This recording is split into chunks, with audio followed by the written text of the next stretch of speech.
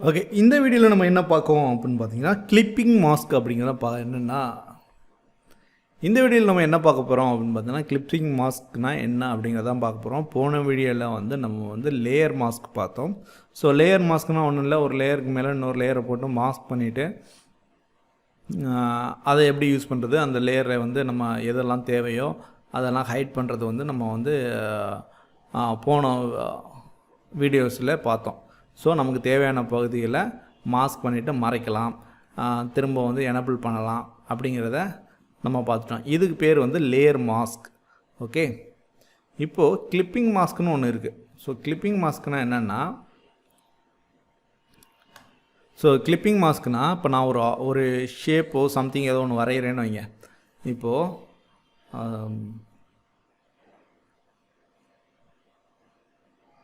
இந்த ஷேப் நான் வரைகிறேன் அப்படின்னா எனக்கு, ஸோ நான் இந்த ஷேப்பை வந்து பின்னாடி வச்சுட்டேன்.